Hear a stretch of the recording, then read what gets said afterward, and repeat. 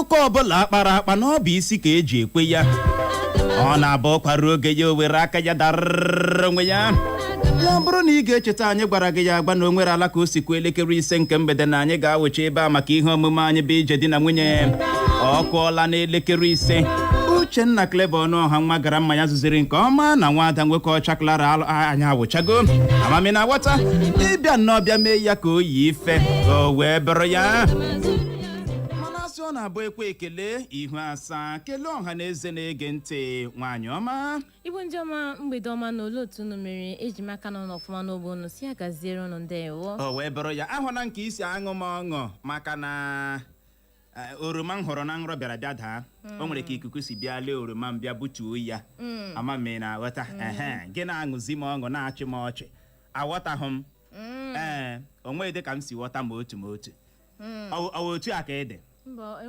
na so you dey behave. Ama m ihe iji asị na m na-aṅụ gị ọṅụ iwu na onye iro m ga-asị na ka m ghọọ ọnụ gị ọṅụ ịghọtala Uche iwu hụ onye iro m mana ọ na-ewute nwaanyị ọma ka isi aṅụ m ọṅụ na oroma m na ọ dara gị na-aṅụzi na-achị aghọtaghị m ma otu Uche calm down wait let me explain myself. Explain o ihe m ji na-aṅụ you better explain.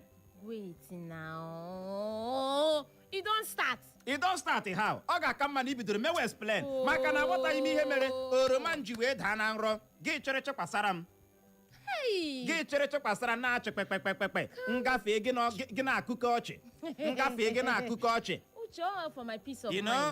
ọ naanị nke oroma ya dara n'ụwa ọ ịhụtụbe ebe ikuku bịara lee oroma mmadụ butuo ya ọ wụ oroma dị John not your own. ọ wụ oroma m na my oroma na my oroma be this so I no get another one na my oroma be this so na my oroma be this so I no get another one na my oroma be this so Clara na my oroma be this so oroma m oroma Chineke ziri m na nrọ ihe ahụ m iti ga ha aha mewe ihe ga-eme gịnị mere nna agaghị akpọ gị aha kedu onye na-aga n'oroma na-awụ nke ya na-awa ya na-awụghị gị Uche ama m ihe m ji agba nkịtị gịnị ka ị ga-emekwanụ kedu ihe ị ga-eme I know why they calm down. ị nwere no choice ị nwere choice oya do your worst do your worst ọkwa agbala ngị ya ọtụtụ ugboro thank God akwụrụ m adaala inyụlie mamiri elu m anyị datara gị ya Shebi don fall onwe ka isonyụlie mamiri elu Clara m nyụtatara gị ya ka nlebi ga-agala hụ n'arọ n'abalị ị gaala ga kwatuo ya ka nlebi ị gaala ga kwatuo mana achọrọ m ịgwa gị na ọkpụkpụ na-anwụghị ga-adị ndụ ọzọ dry bone ga-emechara rise again. Akụkọ mma ngozi ama mme na aghọta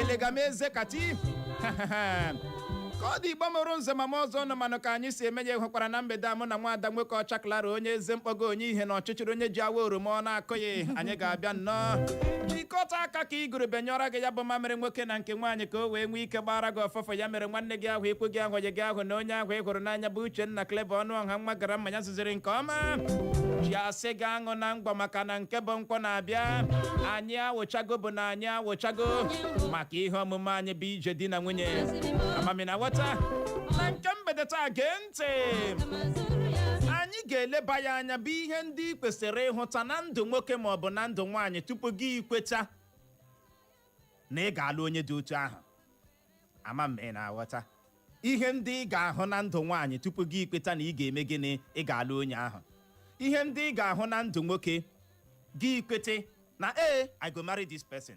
Clara ka m malitegodo ebe ị nọ kedu ihe ọwa ị ga-ahụ na ndụ nwoke ma ọ bụ ihe ị chere na nwoke ga-ahụ na ndụ nwaanyị ya si go on Uche ọ karịrị na akarị lem one ihe a ihe mere waya ka ji arụ na ahụ ime eke Uche ofu nke mbụ achọ m nwoke ekwurekwu nwoke ga-ekwuzi m okwu ahụ like you example Uche osile ya like you aga m atụpụkwara na gị like you ọ dị gị nnọọ ka gị were aka akụgbuo m yarụ na ọmụnwa nọ n'ọba aka ahụ ịkụrụ ịkara ịkụgbu nka mosquito mana ọ gaghị ere gị. Example ka m nye iji maatụ. You. Me. Yeah. Ọkwa ya nụnụ. Clara nwoke ọchị ihe ọ ga-awụ nhụ na ndụ nwaanyị ya wụrụ red flag nye m. Nwaanyị oke ọtụtụrụ okpo. Nwaanyị ọbụla na-atụ di ya n'ọnụ no way. O nweghị ike ịgakọtara mụ na gị. Ama mme na aghọta. Tupu anyị eleba ya anya bụ ihe ndị ị kwesịrị ịhụta na ndụ nwoke maọbụ na ndụ nwaanyị tupu gị ikweta na ị chọrọ ịlụ ya. O nwere ajụjụ anyị chọrọ inweta ọsịsa. Ka anyị nara kene ihe dị ka ọkpụkpọ ọkụ 2 ma ọ wa 3 ikekwa 4. Tupu anyị eje ṅụrụ mmiri kwacha akpịrị lọghachizie ma lebazie ya anya n'ebe o buru ibu. Gee ntị. Kedu ihe ndị ị chere nwoke maọbụ nwaanyị kwesịrị ibu ụzọ chọpụta na ndụ onye ọ chọrọ ịlụ person wey nwa mmarị tupu ya ekweta ka ha abụọ lụọ dịka di na nwunye? Okwu a dị mkpa n'ihi ya ị na-agabeghị na Facebook anyị ka nọ na village ga-eme IT ị ka na-egbu oge gbapụ ya ọsọ. Kedu ihe ndị ị chere nwoke maọbụ nwaanyị kwesịrị ibu ụzọ chọpụta na ndụ onye ọ chọrọ ịlụ tupu ya ekweta ka ha lụọ dịka di na nwunye? Ị nwere ọsịsa gbalịa bulie ekwentị gị kpọwa akara ekwentị ndị abụọ 0911 20022 0911 20022 ma bụkwanụ 0707 454 1014. Kpọbata tinye ọnụ n'okwu. Mgbede ọma ahụ. Alo. Ọ n'ebe ahụ? Ewe ikuku ejidela onye nke a. Ọ n'ebe ahụ? Alo. Mgbede ọma. Tinye ọnụ n'ekwentị gị nọ. Ọ dị egwu. Ọ n'ebe ahụ na mgbede a? Anọ m ya Uchenna Clever ọnụ ọha. Mgbede ọma. Nwa gara ma ya zuziri nke ọma. Ya gaziere gị na nwoke ọma enyi ọha. Uche awụ ekpere Clara kpatara orenji gị ahụ. Awụ ekpere Clara at least Clara enwewele peace. Ime ị na-arụ oroma na nrọ. Ọ na-enye Clara nsogbu na mmadụ. Too much. Mana kedu ihe mere my progress ji echu Clara ụra? Why? Praise God, gwa ya. Ọya wụ na ihe anyị na-ajụ na ele ihe ị ga-ahụ n'ebe mmadụ nọ tupu gị ekwere ya gị. Ọ dị egwu. Ya nọ leba n'anya n'ihe banyere gị na Clara nke mbụ. Ele maka Anita praise God. Anita awụchabeghị na mgbede mana n'oge na-adịghị anya ọ ga-awụchi nọ. Ọwụ praise God ka gị na ya na-ekwesị ndọ glaasị akpọ. Ya gaziere gị nọ. Ọ bụ uche ihe mmadụ ga-ahụ n'ebe nwaanyị nọ ọ nwaanyị ga-ahụ n'ebe nwoke nọ tupu ya ekwere ya dị. Ịgbakwa gị eziokwu I love you awụkwa mgbe ihe na-anọ. Nke mbụ nke nwaanyị ga-achọpụta na nwoke ọ gaje ịlụwo onye nwere hard working onye na-alụsi ọrụ ike. Onye nwere ihe ọ na-arụ ọkwa ya. Nke abụọ ihe ọzọ ga-achọpụtakwa nwoke a ọwụkwa onye na-ejitara ihe ọwụkwa onye ndidi. Nwoke a ọkwa nwụghị onye chọọ eme otu ihe maọbụ nke abụọ nke nwoke maọbụ nke nwaanyị egwurugo akọrọ parents ha mgbe ahụ third party abatawala. So ị ga-achọpụta nwoke ahụ ọ dịkwa hard working o nwekwara ihe ọ na-eme ọgbụgbọ nwoke ọ ga-awụ iwere nwaanyị ịta akịrị ya ọ ga-ama ma ilere ya anya na mgbe edoro ya ọdụ. Ya gaziere gị praise God. Mgbede ọma. Ezigbo mmadụ olu ya na-ada ụda n'igwe okwu. Nwa na-aya eze ya na-atụ kọnsida. Ya gaziere gị na nwoke ọma enyi ọha. Ndewo. Clara ụwa mara ọnụ mma. Makwara gị. Aga m gwa nwa na-aya eze na-ata njaba. Gaa n'ihu nwa na-aya eze. Kedu ihe ndị ị chere nwoke maọbụ nwaanyị kwesịrị ibu ụzọ chọpụta na ndụ onye ọ chọrọ ịlụ tupu ya ekweta ka ha abụọ lụọ dịka di na nwunye? Dịka ọrụ nwaanyị m ga-achọ nwaanyị nwere ezigbo agwa na-ekwu oke okwu. Nwaanyị ọbụla na-ekwu oke okwu na nwaanyị ọbụla na-ahụ ọbụla ọnọdụ ebe asịrị ya na ọbụla enwere ya na ụmụ nwaanyị ibe ya nọ n'otu akụ na-asị. Nke ọzọ nwaanyị na-nwere nsọpụrụ n'ihi na ọtụtụ wetu nwaanyị enwere nsọpụrụ na nwaanyị ya pụta ejikechi ọfụma dịka nwaanyị ị na-ekwuso naanị nwaanyị kedụkwanụ maka nwoke? Kedu ihe ị chere nwaanyị kwesịrị ịhụta na ndụ nwoke tupu ya ekwuo I do? Nwaanyị ga-ahụta nwoke na-eme mama m ose na nwoke ọbụla nwere mgbalị nwere aka ọrụ n'ihi na ọ ga-ama na nwoke alabata ya n'ime ụlọ n'oge ejupụrụ ya abụọ na nghọta na akwụkwọ nwoke na-enweli ndidi n'ihe ihe ọbụla mere ya jaburu ọdị ndị ahụ ọ ga-ezere ha ebe ahụ. Ndewo ya gaziere gị nwa na-aya eze na-ata njaba ọ n'ebe ahụ na mgbede a. Uche nwa grandma. Brodo yoyo ya gaziere gị nọ. Mgbede ọma. Jisenike Uche. Ihe a ga-ehụtụla nke nwoke na nke nwaanyị ka ebuo nwa na-ebu ya bụrụ ma nke nwoke ma nke nwaanyị ịchọpụta ma ha nwere anya ukwu. Ya bụ greediness. Nke ọzọ bụ ịchọpụtakwa ma nwaanyị ma onye ngara. Ojukwu ebi ọkazi go on. Den atakwa n'anya ala ma ọkwa nwaanyị ga-eji mali ezinụlọ because nwaanyị na-aga eji mali ezinụlọ erururu atụla ihe gbasara ndị alụmdi na nwunye ya gaziere gị brodo oyo mba ewo nke a kụchapụla ị ga-agbalị kpọghachi ka ị wee nwee ike gwakene anyị ihe ị chere nwoke maọbụ nwaanyị kwesịrị ịchọpụta na ndụ onye ọ chọrọ ịlụ tupu ya alụwa. Kedu ihe ị kwere ikwu gbasara okwu anyị ji n'aka na mgbede a? Ọ n'ebe ahụ na mgbede a? A n'ebe a Uche. Nwaanyị obi ụtọ ngwa mee na anyị obi ụtọ ịnọ. Uche nwoke ọma. Husband material. 37 years. 100 years. Eruru m village my mother so mega expanded to 45. I was shocked. That is all 100 years ka m na-enye. Okay, ruola 100. Yes. Ekwekwala ka ndị mmadụ mara na imewala nrụrụ aka.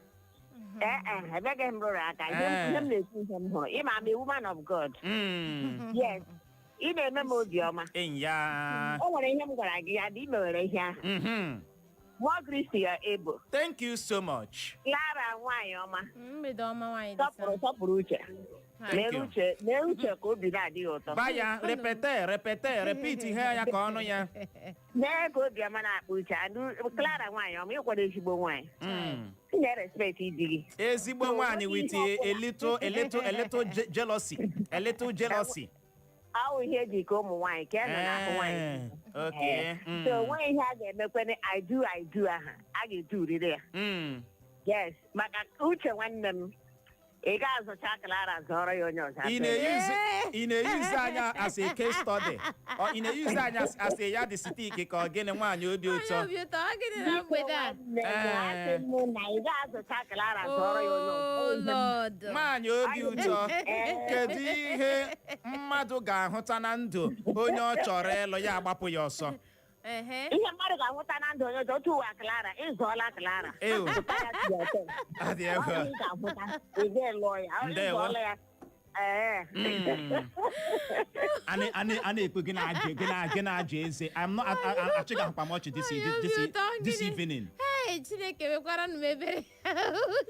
Maria nyere gị aka. A na-ekpe gị na-aja eze baa. Kedu ihe dị fọ na ebe a? Obi ụtọ. Anyị na-akpọ ya na-aga Douglas. Ya na-akpọ acha anya na Wedra. Ihe mekwara na ije aja eze. Ọkpa mara n'ọnya. Ọ dị Igbo mụrụ nze ma m ọzọ ị hụrụ isiokwu a ka anyị ga-eleba anya n'ozuzu oke ma onwe ka anyị si je nnọọ je ṅụrụcha mmiri ma kpacha akpịrị n'ihi ya bụrụ na redio gị dị aga ebe dị anya bukọta ya nso gbalie ya elu ma hara anyị nke fọrọ anyị ga-alọghachi na nwa mgbe ntị ịbịara ya bụ dara ka ọ dị dadarara n'ihi ya agagharịkwala agagharị.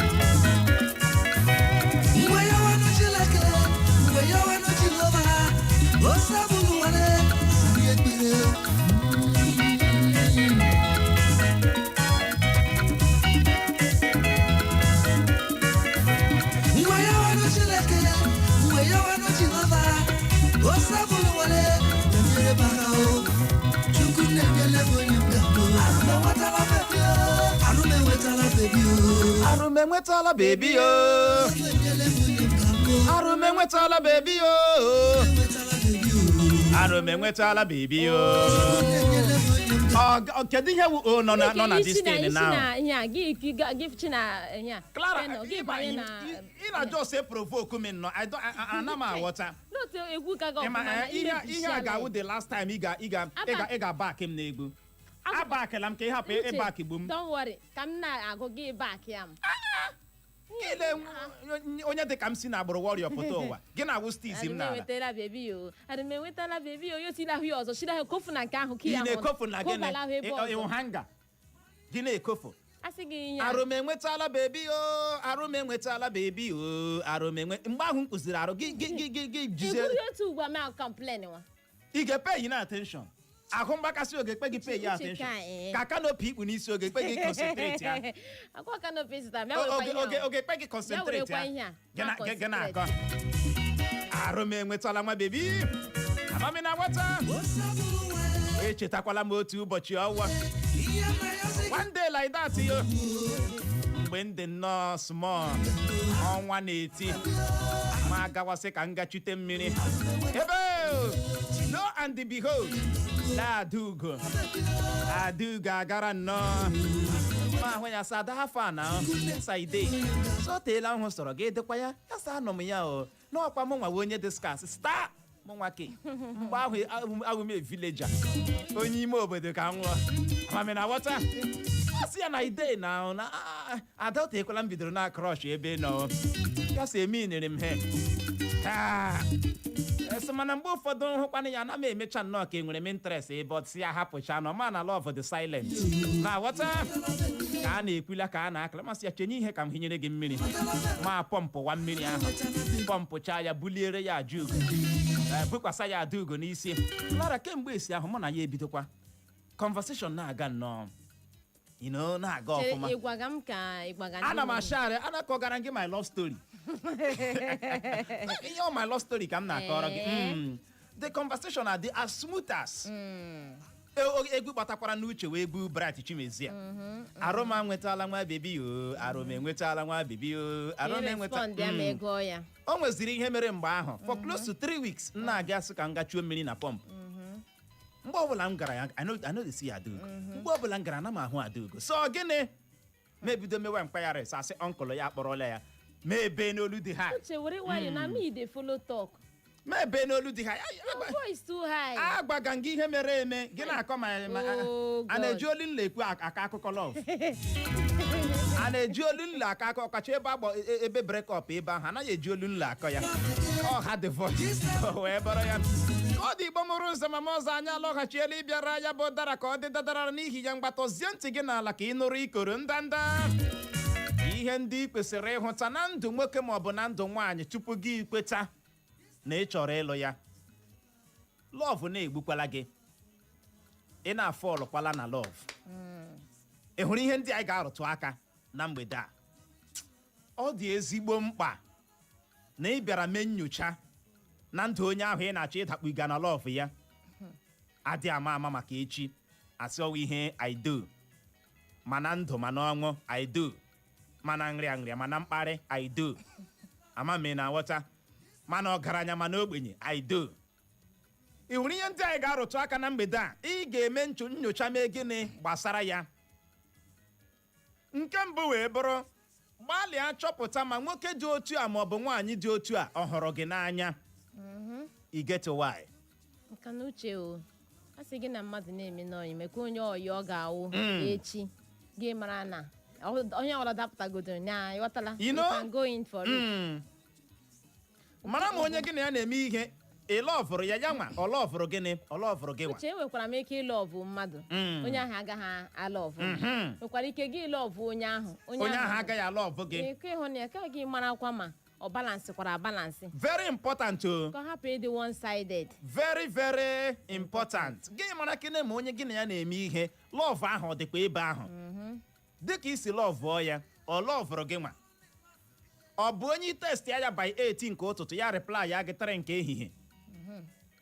Ama m na aghọta. Ọ bụ onye na-akacha akpọ gị n'ekwentị mgbe ọ bịara chọpụta na o nwere ka ego si baa gị gịnị n'aka. O nwee n'ihe ndị o mere gosiri na ọ hụrụ gị n'anya n'ezie. Ọ bụghị ọla bamoni o. O nwere ihe wụ gịnị love. Ị lọvụkwara nwa ka ọ wee ego ya ka ị hụrụ n'anya, ka ọ wụ ha pọpụla ọ dị ka ị mere gịnị ka ị hụrụ n'anya, ka ọ wụ famili o si na ya pụta ka ị mere gịnị ị hụrụ n'anya. Ihe a ka ị ga-ebu ụzọ mee nchọpụta mee gịnị gbasara ya maka adị ama eziokwu ka hapụ echi gị si ya sịkwa na mma manakwa ugbu a tupu ya ịghọtago. you know gị mee investigeshọn gị mezie ya nke ọma mara kene ma onye a gị na ya na-eme ihe a o nwere lọvụ dị n'etiti gị na ya. Uche ma enweghị lọvụ nọ n'etiti anyị abụọ gị nwa onye ahụ ga-ama otu ị ga-esi na-akpasa m agwa otu m ga-esi akpasa gị ahụ ga-eme gị amara so ọ wụdị ihe ji dị ego gba anya ele ị na-aghọta. Manụ ọcha ya agaghị ekwe gị mara ma ọ lọvụrụ gị ma ọ lọvụghị gị. Ihe ọ bụ n'obi n'oge allow you concentrate. Ihe ọ bụ n'azụ agaghị eme gị concentrate ya. Mara aka na-eme n'ezie ma ọ lọvụrụ gị. O nwere ọtụtụ ndị na-eme ọyị nwaanyị naanị maka na ọyị ha nwaanyị mara mma. O nwere ala ka isi nọrọ n'ọha kwesị ihe agwụ my girlfriend. Aka awọ sị too fine gị nwa na-ebu nwa na ịdịkwa ịwakwara anya o. Marriage goes beyond that. Ama m na aghọta. Alụmdi na nwunye goes beyond the beauty. O nwere ebe gị na mmadụ ga-ebikata na alụmdi na nwunye gị mara ke n'ihe mere eji gwa gị sị agba bụ gịnị mma nwaanyị. Ọ wee bụrụ ya ihe mbụ ị ga-ebu ụzọ chọpụta bụ gịnị onye a ọ lọvụkwara m mụnwa alọvụkwara m ya. That love ọ n'ebe ahụ gaa n'ihu nyekwe aka nwaanyị ọma. Ọzọ dị ka ibe ya o ma nke nwoke o ma nke nwaanyị unu abụọ agbada anya marakwa uche o gị mara ma nke nwoke ọ na-ewe iwe ọkụ ma iwe ọkụ ya ihe ga-anakwetewu gị mara ma nke nwaanyị ọ na-ewe iwe ọkụ ma iwe ọkụ ya ihe ga-anakwetewu.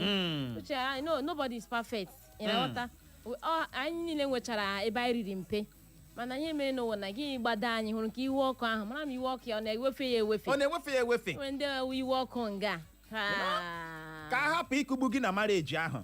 Jesus is Lord. Ama m na aghọta gị nwa bụ onye nke nwoke mgbe ụnụ ka na-eme ọyị ekweghị ekwe aka ya ka Cynthia kpọkpara gị tụọ gị n'ala gbum ka a na-ekwuli o werela iPhone gị gbawa ya. Uche o gị si ihe mere nji love Cynthia bụ na the lady just dey mad. O nwere ihe wụ nwaanyị ọ dị mad. Madness ya I dey like am. I like vibe ya I dey feel am. Otu ụbọchị ọ ga-ewere remote otu a pịawa gị isi ihe ọma ị ga-emere gị ịgụ ya n'ụwa dị egwu. Ama m na aghọta o nwere na nke nwoke ji ụkwụ maa gị ọ tụwara gị ime bie gị ọkwọ n'afọ kpishim afọ ime apụọ o were n'isi maa gị n'ala kaa gị pịa na dọọ gbawa m ndị oyi gị na-ajụ gị sị Cynthia o gịnị mere gị na-egbugbere ọnụ gị sị adara m ada I love my boyfriend you say na my boyfriend you say na my boyfriend ka nke a mekwara ka nke a na-eme gị my boyfriend o nwere hot temper mana alọvụrụ m ya alaikere m ụmụ nwoke na-adị hash ya na-akụkwa gị ikputu ọnụ a ga-eji hash kụgbuo gị na marriage ahụ ma ị na-akpachapụ ya anya hụrụ marriage ahụ ị chọrọ ịmabanye iwe ọkụ a abeg check am o check am very important biko gbadokwa ya na nke hụrụ ka iwe ọkụ a smotin important ọ chefuola aka ya n'ahụ gị kpai you know smotin o reziela aka ya pịa ọkwụla gị ihe ọbụla ị hụrụ mgbe a na-eme enyi wu ihe ị ga-ahụkwa na marriage o nweghị much ten nọ there anyị lụọ ga-agbanwe asị marriage dị ka IT ihe ị mụtara na IT ka ị gaji igosi ma e were gị n'ọrụ am I communicating marriage dị ka gịnị IT mere ana m akwado si mepụrụ na enyi go that IT mara kene ndụ onye gị na ya na-eme gịnị na-eme ihe ọtụtụ si gị mba o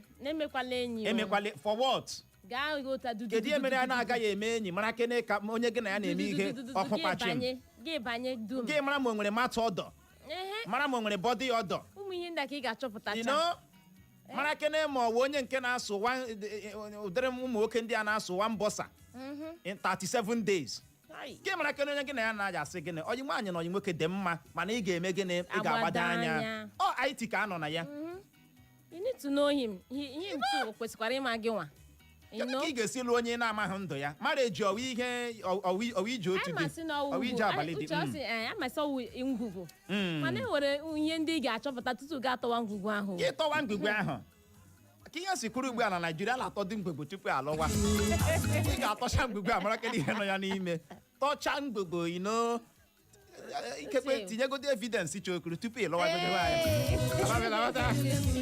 amaragode na-egbaja aka achụ gịnị ọta arọ na-aghọta ya bụ ihe achụ akpa mechi ọchịla beta agbada wekọta ịma ọwa otu alụmdi na nwunye nke ugbu a si dị na ube ngwugwu ahụ i kwuru please go deeper enweghị m aghọtacha si gị alụmdi na nwunye na Naịjirịa ugbu a ihe awụkwa ihe a na-asị marriage dị ka ngwugwu ukwu ugbu a na-atọcha ngwugwu ahụ na oge a na-eme enyi atọcha ngwugwu tọcha ngwugwu ụfọdụ ụmụ nwoke na-eti igodo evidence n'ahụ nwaanyị a gịnị ka a na-akọ you don't reach like that you reach o you reach what are you telling me from here what do you mean etinyegodi evidence kwam agawagodi ihe ekwuwegodi okwu gị maragodi na yes ịtọchala ngwugwu niile ịma onye ọbụla mara ama gaa na nke nwoke ugbu a ị gaje ịlụ nwaanyị gị gaa na o nwere beautiful flawa m hụrụ na nke ọ na ugbu a flawa ifochala flawa gị sịrị nwere beautiful flawa hụrụ nwere ụdara ọma m chọrọ ịghọrọ ụdara gịnị ụdara ịrachara ta mkpụrụ ya go straight to the point gwa ndị bịara na nke ha sị achọrọ m ịlụ nwa ụlọ onye mụ na ya na-akụribe kemgbe year one ị ga straight to the point asị enyi ya asị nwa bilongoro to you gị nwee bilong otu ya ma mgba na oge eruola ijikọta ụlọ ọnụ agbapụ ya ọsọ ọbụghị nwere ụdara hụrụ na nke ọ na-asọ ya beautiful ụdara ịtacharala mkpụrụ ya tacha mkpụrụ ya gbụpụ akụkọ ụwa na-aghọta bụrụle ka gị na ya riri ndomi bụrụle ka gị ọsụpụlụ gị ga gota noodles nwaanyị ọma ka nwoke ọma nke bịazi ime introduction nọ sandal ị gaala ebe Pablo na-aga introduction Pablo na-efe odichokwu ya otu a mecha nnọọ ka ezike onye dị responsible ndị nna na-atụpụrụ ya ilu ndị nna na-atụpụrụ ya anaghị alụcha nwaanyị alụcha anaghị alụcha nwaanyị alụcha aja Pablo gịnị ka ị na-arụ anọ m into trading ahụ m nwa agụ ọcha ahụ m nwa nne m onye ụka onwe ike ịgba gị na ọ bụ onye yahoo ya bụ ihe na-atọkwa nwunye gekwa ntị ya ihe ọzọ ị ga-ebu ụzọ chọpụta na ndụ nwoke ma ọ bụ na ndụ nwaanyị tupu gị kwuo I do chọpụta ma nwaanyị dị otu a maọbụ nwoke dị otu a ọ bụ onye aka ntụtụ. Ei, uche ka aka ntụtụ ahụ dị oke mkpa. Ị hụrụ ka aka ntụtụ ahụ? Edosa ya atụtụrụ. Ei, aka ntụtụ a dị oke mkpa. Agafe achọwa ihe. Nke enwe ndị ha agafee ihe efuo. Ihe efuo. Inwe ike ịbịa n'ụlọ gị na ụlọ gị adị the same. Anya ga na-acha ka ashị ha. Ndị nke a ga-ewe. Ndị nke a ga ndị nke so they must move something. You know? Ị ga-agbalị chọpụta ma onye a gị na ya na-eme ihe ọ bụ onye gịnị aka ntụtụ. Ọ bụ onye nwere ala ka o si gafee achọwa ihe achọ. Ama mme na aghọta. Ọ bụ eziokwu na ụwa anyị nọzi n'ime ya ugbu ohi anaghị atụzi ihere. Mana mgbe elu bụ ala ọsa ohi mmadụ zuru ọ na-emechu ama. Eziokwu ihe ihere. Ohi jụọ ọnụ nne na nna gị na-ege ntị. Ohi arụ ka ọwụ n'obodo mana nke ugbu a esi convict na-awụ youth president obodo. Amami na aghọta. Ọbụladị onye gachara mkpọrọ na-abịakwa ọnụ ya na-ada ha. Gịnị onye a na-anọ na mkpọrọ sef atọ election ya pụtaworo onye a. Ọkwa ị na-aghọta? Look at you. You know? Ọ dị ego o wee bụrụ ya ị ga-ebu ụzọ chọpụta ma nwaanyị a gị na ya na-eme ihe ọ bụ onye gịnị aka ntụtụ. Ọ dị oke mkpa. Kpabụla onwe na mgbe gị na ya na-eme ọyị gị chọta uke gị hụ ya gị sweep ya under the carpet ka na-emekwa nwaanyị ọma m 2K ga-efuo just like that. Nwaanyị ọma onwe na mgbe gị na ya na-eme ihe fonu ga-efuo gị na ya na ebe ahụ de fonu efuo gị sweep kwa ya under the carpet love egburu gị na-aga. Hell gị bụ nwoke na-ege m ntị continue with that marriage. Ị continue with that marriage. Ị ga-emechacha onwe gị achọ. Ị ga-achọkata ihe gị chọkata ihe ị ga-emechacha eze gị. Eziokwu. Ị ga-eteta otu eze gị abụrụ na eforola ya. Ịjụwasị onye forola eze m na-aghọta. Gaa n'ihu nyekwu aka nwaanyị ọma. Ọzọ dịka ibe ya o ma nke nwoke o ma nke nwaanyị na-agbalị amara ezinụlọ nke nwoke si ma nke nwaanyị si. Ị na-asa na amamarụ ụlọ na-aghọta. Ọwụ na ọtụtụ ndị na nke steeti Lagos ahụ ebe ahụ egbodoro ya agama mana na-asa na ama nwaanyị marụ ụlọ marakwanụ nwoke marụ ụlọ ihe agwọ marriage ọwụghị enyi mkpanụ ụkpụrụ ọdịnala Igbo ị na-aghọta ka awụ alụmdi na nwunye ọwụghị enyi ka awụ unu kwurụsicha onye ọbụla agawa wee ya ka awụ alụmdi na nwunye kwesịrị ịmarụ ya ụlọ ka adị ama ama. Ọ dị oke mkpa maka na ihe mere o ji dị mkpa o ịmara ụlọ ha na-ekwu okwu ị nwere ike onye gị na ya na-ayị bụ nwanne gị ọ bụ otu ọbara gị. Uche ọtụtụ ndị na ọtụtụ mgbe ya wụ na ọ relation gị ya wụ na tutu ị na-ama ihe afọ ime abaịla o nwere ike onye gị na ya na-ayị bụ onye ndị obodo bụrụ ọnụ ma ọ bụ onye achụpụrụ achụpụ na gịnị n'obodo ma o ikekwe o nwere mmụọ na-akpa ha na famili ahụ you don't know gị ga-amabaga were elọ mmụọ rụzie ọgọ mmụọ maka na ihe ọbụla ịlụrụ ala nwaanyị ịwụọla part of the family ịlụrụ ala di ịwụọla part of the family. Ama mmiri na-aghọta mere o ji dị mkpa gị na nwaanyị na-ayịkwala lọvụ na-egbukwala ọnụ I love you so much I love you so much. Hụkwa nnọọ na ị garuru village ya ị garuru family ya gaa maruo ya gịnị ala ọ dị oke mkpa.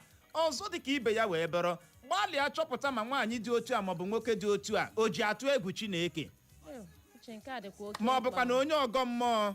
Ọ wụrụ onye ọgọ mma ị ga-ebelikwa amami na nghọta ya kwụrụ n'onye ụka gị mara uche ọ dịkwa oke mkpa hụrụ nke ugbu a oke mkpa ịmaghị ma gị na eze nwaanyị na-ayị gị mara ma ị ga-alụ nwekwanụ gị na eze nwaanyị gị mara kpanụ ma onye nwoke nke gị na ya ọwa agụmagụ na aka ya ọ nọrọ nnọọ ya akụkọ ọchị gị sị my baby to the smile smile na ndị mmụọ na-akpọ ya oku ihe mere nji love Henry to the smile onye ga-anọ nwe ihe na-atọ ya na smile ga-ekpo ihe ọdịnarị smile nwaanyị ọma nwere ike ndị mmụọ na-akpọ ya mgbe ndị mmụọ kpọrọ ya akụkọ ere ha ọchị dịka Clara si aja. What do you mean? Stop ịkwa chekwa ịkwa apụkwa maka na mgbede ahụ eji gị aka don't provoke me this evening. Ọkwa iji m ama atọ ejiri nga odomatụ o wewela gị enweghị ntọọchị emere ngị mgbe m ji chịwa ọchị mgbe anyị na-agụ egwu nwere ihe tọgọ ọchị ji achị gị mana ọ dị mkpa nwaanyị ọma ọ dị mkpa onye ọbụla gị na ya na-eme ihe gị mara ma o jikwa atụ egwu gịnị Chineke gị mara ma ọ na-anaghị atụ egwu Chineke o ji agọ mmụọ Baịbụl sị be cold or hot ka a mara ebe a si awọ gị aka adịla mara eziokwu abala bịa nọ na fence ime na-awụghị onye nke Chineke wuru onye ọgọ mmụọ gị na ya na-emekwana ihe gị mara ma ị ga-emenwu gị mara ma ị ga-ebuli mara ma ihe nọ n'ime ya ị ga-emeli ya gị na-edekwa na ọgọ mmụọ ị ga-atakata chicken ike ahụ omenawata ya were na ewe onye ụsa you go vol with ọgọ mmụọ ị were onye ụsa ị ga-adịla ata ọkụkọ ọ ga-adịla atachi ọkụkọ anya nke ọbụla eji mee sacrifice igbo ya pepe soup gị ma ga-awụzi gọs ga-adị na-erichitere ndị mmadụ ihe you know ị bụrụkwa onye na-alaiki ụmụ ihe ọtọ bịrịbịrị ndị a ọkwa ọgọ mma aha gị lụrụzi eze nwaanyị mineral eji gọọ ihe a gị na-aṅụ ya na-aṅụchitere gọs mouthpiece of the gods gị na-erichitere ha nri very very important gaa n'ihu nwaanyị ọma ọzọ dịka ibe ya gị mara ma nke nwoke ma ọkwanụ nke nwaanyị amara ma nke nwoke amara ma nke nwaanyị ma ọwụ onye ọ ga-awụ ịgwa onye ihe ya ochekwawo ihe ahụ ị gwara ya ma ọ wụ onye ọnụ wowowom onye otu a uche na-agba ọnụ mgbe ọwụla osule gị otu ọnwụ na mgbe ọwụla chọchọchọchọchọ gị mara mgbe ahụ ị gwara na ezoro ihe ikpu n'isi 750 o nwere onye m gwara ucheche mgbe ọ gị zụtara o nwere onye m gwara onye kanopi ikpu n'isi mgbe gwara so onye zụrụ ya 750 naira o nwere onye m gwara ị na-ekwusi enweghị nsị jee bụ onwere mgbe m gwara gị onwere mgbe agwara gị na nwa na Clara si ọ zụrụ ihe okpu n'isi 750 onwere agwara gị ya mana o bụwara m ebubo ugbu a sị anaghị m eke ikpu secret ọ dị mma chọchọchọ ha ka anyị mepụtawazi onwe anyị kemgbe ị gwara kemgbe ọnwa Julaị ị gwara na 750 ka ị zụrụ ihe shame upon you shame all over you o nwere onye m gwara na 750 ka ị zụrụ ya na ị zụrụ ya na Douglas ebe ebi ya la baro o sule ya ugbu a ị hụla na ya ọsọ uche anaghị ekipụ mana ekipụrụ secret for close to 6 months ugbu a onwe onye nụrụ ya na-abụghị n'isi dit evening ka ị bịara bịa nụ ya na-ahụkwana ihe Clara ji ebo m ebubo ọ zụrụ kanopi ekpu n'isi 750 meghe pụọ ya beg ara aboki enye ha ya chenji 20 naira nchịkọta okpu bụrụ na 730 ka ọ zụrụ ya aga m echeta that very day mmiri na-atasị mmiri amachi ihe a ma enye Clara motivator sị ya gbaa ya n'anwụ ya bịa ọfịs dade si na o nwere ka oke si rịba ihe a niile o nwere onye m kọrọ ihe ndị a niile mana o ruru ugbo obowela m ebubo si enweghị nsikiri akụkọ ọ dị ego mụ nwa ka ewu sikriti n'onwe m uche na gịnị look at you how what do you mean ana m ehicha na eri m ofe ọkọrọ ka ọ dịkwa ihe ọzọ ị ga-agbalị chọpụta na ndụ onye chọrọ ịlụ gekwa ntị ị ga-agbalị chọpụta ma nwaanyị dị otu a maọbụ nwoke dị otu a ọ bụ onye deti ọ bụ onye wure very important uche ị ga-ahụ nwoke ga-eyiga akwa yiga stak na-eyiga dowe ịbata ụmụlụ mụ na na-eshi pupu n'esi nke nwaanyị ebe anyị na ebe niile agbatụsịa uche nke nwaanyị sutuo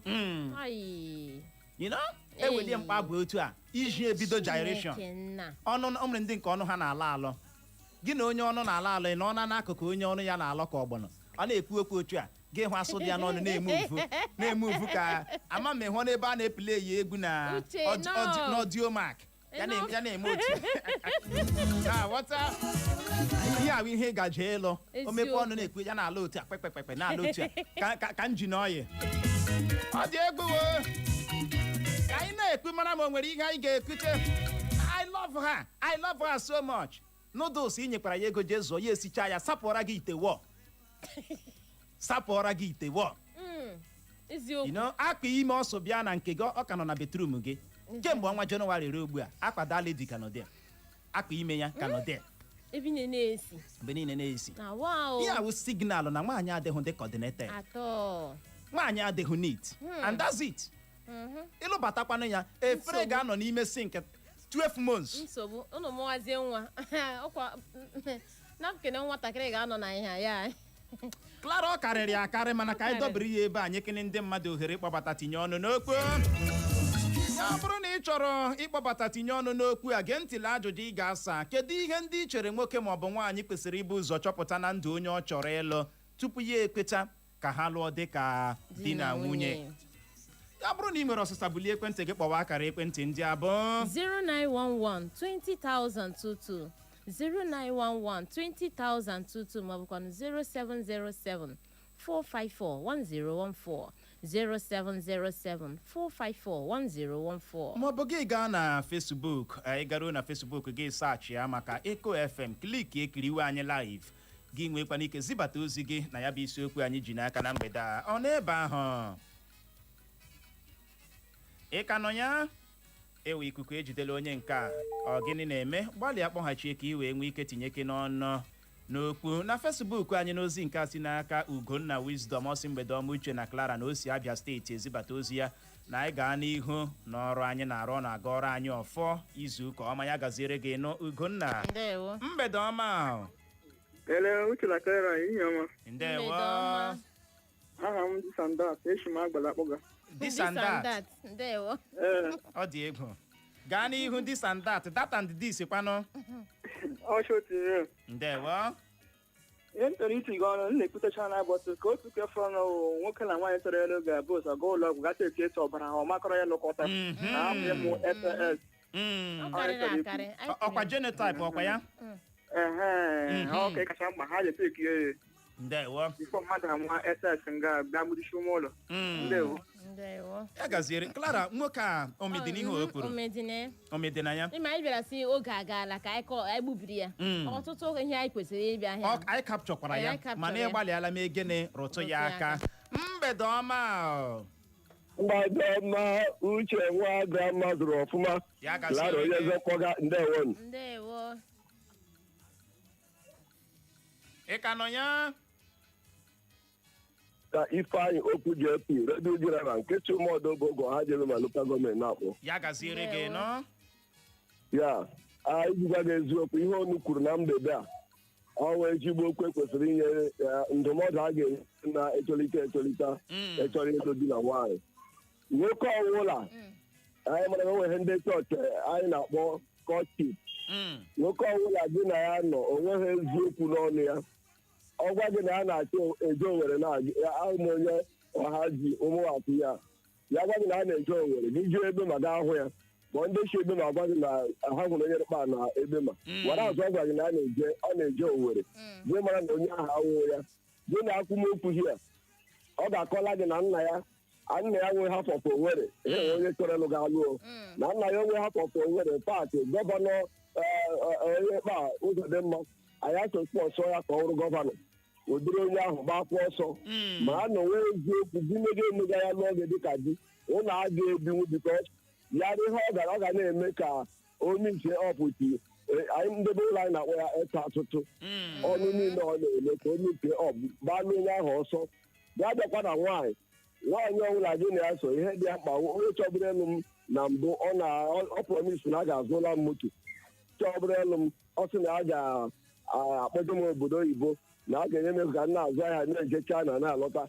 gbala nwaanyị ahụ ọsọ gị na ya biri ị ga-ata ahụhụ bikos ị ga-eme itiwu ọp ebe obi ya nọ so ndị a ga na-eche ka ọtụtụ ime ya mana aga m enye efe ka ndị ọzọ kwurukwa ndị enwe na aka m ịda Ifeanyị Okwu JP na redio general. Ndewo, ya gaziere gị de redio general. Na Facebook anyị ozi akarịala na nke a si n'aka Chiomzi Treasure ọsị mgbede ọma Uche na nwaada Clara ọsị ka ụbọchị anyị bụrụ nke a gọziri agọzi na o nwere ọtụtụ ihe ndị kwesịrị ịhụta na ndụ nwaanyị tupu gị ekpuwesị ka ịlụwa ya. Nke mbụ bụ love, care, protection na hard working. Onye ahụ ga-adịkwa na communication na bịara rụtụcha many things aka ya bụ mkparịta ụka ọkwa ya. Ọ sị n'ebe nke nwoke dị otu a ga-adị hard working, ọ ga-abụ onye na-ekwu eziokwu, love ga-adịkwa ya n'ime, ọ ga-enwekwa gịnị understanding. Ọ sị Clara na ilu okuru so take away, come and take Clara, bịa take ya away ka breeze fesa m. Ndewo. Gaa n'ihu. Na nke a si n'aka Chukwuemeka Nwaeze. Ọ sị Uche na Clara mgbede ọma no ọ sị ndị Igbo anyị si na agwa bụ mma nwaanyị na ihe ọ ga-etinye anya bụ gịnị agwa ị na-aghọta ọ ga-etinye anya na agwa ya maka na ọ dị oke mkpa ndewo ọ sịkwa na o si avụ Owerri West na-ekiri anyị ndewo ya gaziere gị nọ mgbede ọma mgbede ọma Uchenna Clever ọnụ ndewo mgbede ọma Clara ya gazigbo na nne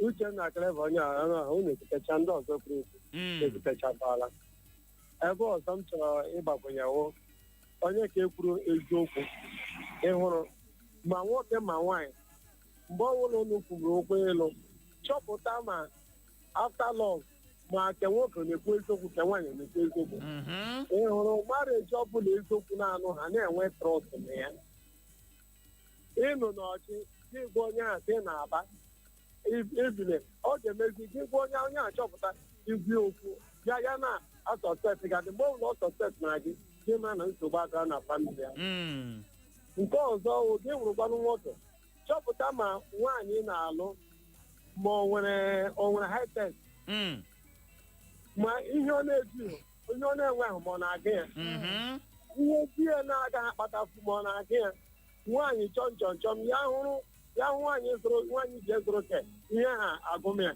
wee na ọ matasị na salari tie agbakọ ya ọnụ ọ gaghị erijisi ya ahụ nke ọzọ nwụkwa nwaanyị ukwu nnu enwere nwaanyị bugharị ha ya ọzọ ịsọ nwaanyị ukwu nnu nwaanyị ukwu nnu ọwụ ya ka ọjọọ ya gaziere gị ka ọjọọ ya ibi nkọmacha ya taa chigeji bọbe ịhụrụ ụzọ ihe atọ na mkpọrọ ahụ ịwa abịakwana na ke ndị nwoke ịhụrụ nwoke ọbụla na-eme mpompo ị gaghị asafu G-Wagon dịka gị nwere G-Wagon ị ga-akpụtafu blọd dịka gị ịhụrụ na-esie ị ga-arụ ụlọ onye weile ịmara gasị enweghị ị na-arụ the last one is gị ji gazo jin ji gaga emisi gị ihe bred dọbiri ya nọ ike ihe ọtọ ka nkụ ebe a gaziele gị ndewo ya gaziere gị nọ nwoke ọma gịnị kpara ọsọ nwaanyị ukwu nnu dịka gbasara m na kedu nke nwaanyị ukwu nnu ọ gị nwasị ya Godipa ga-akọwara ọ dị ego anyị ọhụ n'ozi gị na Facebook anyị obi ukwu Chinelo Favor ọsọ Uche na Clara mgbede ọma na osi oduru dị nekede na anyị egbugo ya ebe anụ anyị ejirila ọchị gbuo ya na ọchị katala ọchị akwa nkụ egbuwa ya mgbu ya gaziere gị nọ ihe mere anyị ji gbochi ebe a ime ka ịchị ya mgbe ụfọdụ anyị gbakwa gị nke bụ eziokwu ime ka ịta bonu n'ihi ya echi anyị ga-agwa gị nke ga-eme ka ịta bonu nagidekwa ya amina wata gaa n'ihu nyekwu aka nwaanyị ọma nke a si n'aka Ifeanyị Ibe ọ sị nke mbụ ọ ga-ebu ụzọ lee mmadụ abụọ ga-ebu ụzọ gaa nyocha gịnị genotype ha nyochakwa na blood group ha genotype na blood group ha ị na-aghọta tupu ha bịa lewezie nke a na-ahụ anya ị na-aghọta anyị ahụla nke gị Divine Chinonso o si Aba zibata ozi ọsị mgbede ọma Uche na Clara my lovely people na yeso ọ dị mma ka emee testing ka mmadụ abụọ mee testing tupu alụwa thank you so much nwaanyị ọma ka nwoke ọma testing dị very very important onye chọrọ igo garị madam how much for one pint gị chụrụ ya otu tiga n'ọnụ taa garị ị chọrọ ime gịnị igo uche ị ga-atala ole afọ ejula gị igo chọpụta ya ọwa asị garị a na-ata n'ahịa anaghị eju afọ mana o nwere ihe ọ na-egosi ịta garị ahụ ma ọ masị gị gịsị add 2 pence lee ma ị ga-eme ya atọ adị atọ ma garị ahụ masị gị maka na asị ije dị mma gaa ya gịnị nga na abụọ mana ịta garị ahụ ya na-atọ ntụ ntụ gịsị manye ofu kọp mfat ya na ị ga-ere ha afọ manye m ama m ị na-aghọta ya bụ ihe ọ bụ otu ebe are mgbede ọma odogwu na redio ya gaziere gị nọ nwa adọkọta Clara ekelekwa m mgbede ọma onye na-ekwu nụ Sonny Boy from awọ mma na-akpọ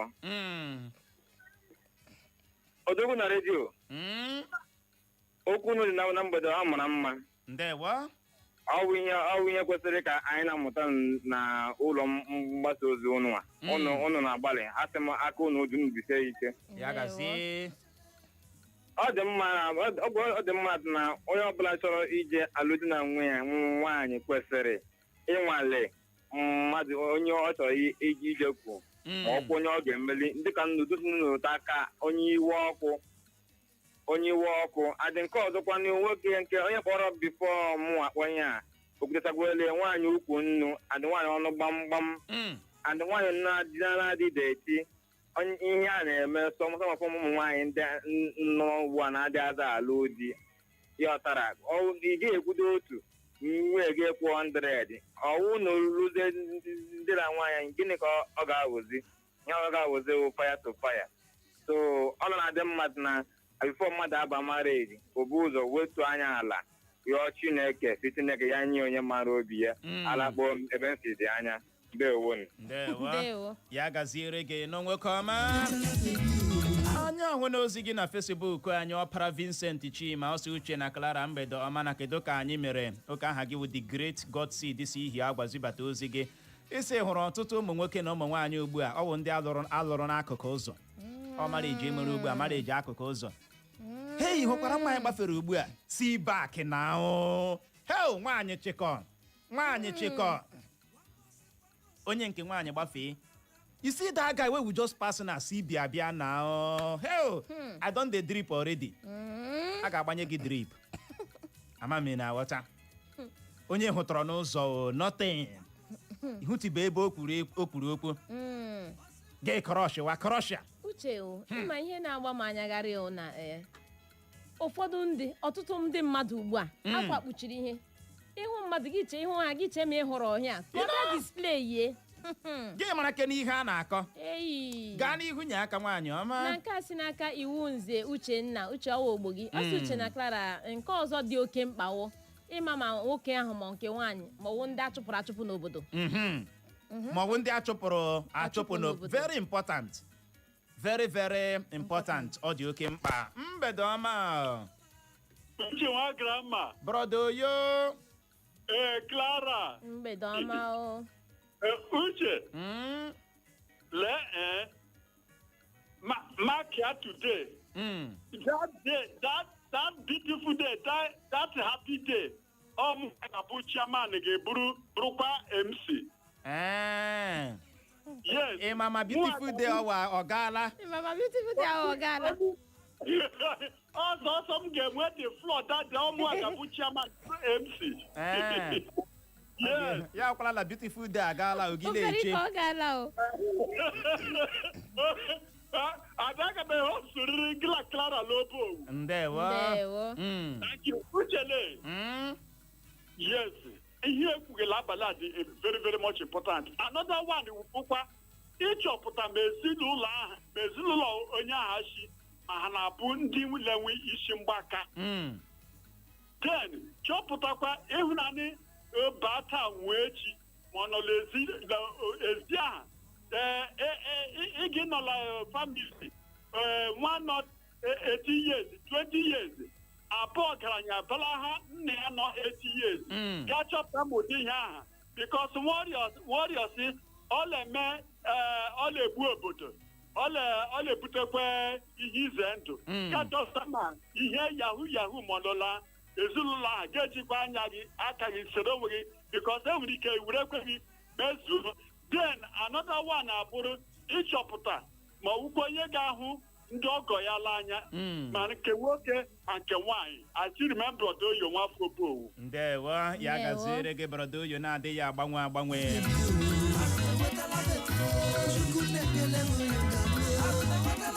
gaa n'ihu nye aka na Facebook anyị nke a si n'aka Igwe Benedict ọ sị na nke a amakakwa o na akpachapụrụ anya wepụta okwu ndị a. Ndewo. O nwekwara nke ọzọ ị ga-agụ? Na nke a si n'aka Ugonna ọsọ Clausen ọ na-ekele anyị ọ sị ndị ọma mgbede ọma no ọ sị uche anyị gụbụla nọ nke a ọ sị na ọ dị mma itest ihe ị chọrọ ịga tupu alụwa na ya wụ nọmba 1 na ohi ya na-eme. oke ị na-etesti tupu gị edowe Ugonna ọ dịkwa egwu chọọkwa nwaanyị lụrụ ka testin hapụ ịkpọrọ gị na-aghọta ọrịa dịkwa real ibutezie ọrịa nwe onye ga-etest gị gwa Ugonna ibute ọrịa onwe ya onye ga-etest gị gwa ọ dị Igbo mụrụ nze ma m ọzọ bụ n'ebe a ka anyị ga-enye ya rịkọm iji nwe ohere je wetara gị akụkọ ụwa bụ nke ga-abịara gị mgbe ọ kụrụ elekere 6 nke mgbede a n'ihi ya nọrọ ebe ahụ emekwala ngagharị.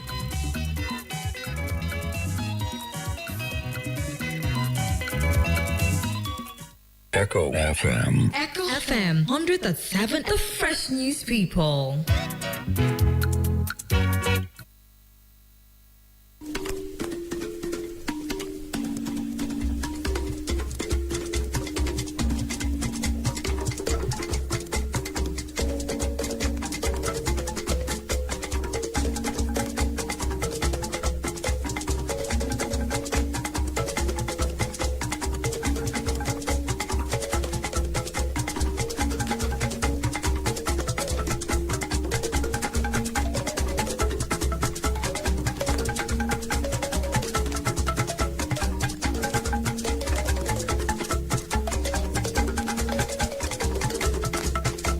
Kụọla kpọmkwem elekere 6 nke mgbede n'ụlọ mgbasa ozi Echo FM 100.7 Owerri. Anyị gbamọrọ nze ma mụ ọzọ a sị ihe ọbụla oge ya ruru ma mewe abụghị ụsa ọ na-abụ kwara oge ya o were aka ya dara onwe ya atọ ntị n'ala anụrụ ikoro ndanda ebe achọkatakwanụ mma ekwu abịagba ama ihe riri n'ikpeazụ. Gerenụ akụkọ ụwa nke mgbede taa bụ Mọnde abalị 29 nke ọnwa itoolu afọ 2025 n'usoro ndị Igbo ji agụ ahịa ha tata bụ Nkwọ na mbụ. Gerenụ isiokwu ndị ahụ bụ isi mụnwa bịara nnọọ lecha anya wee sị oke ka m malitekwawa okpo.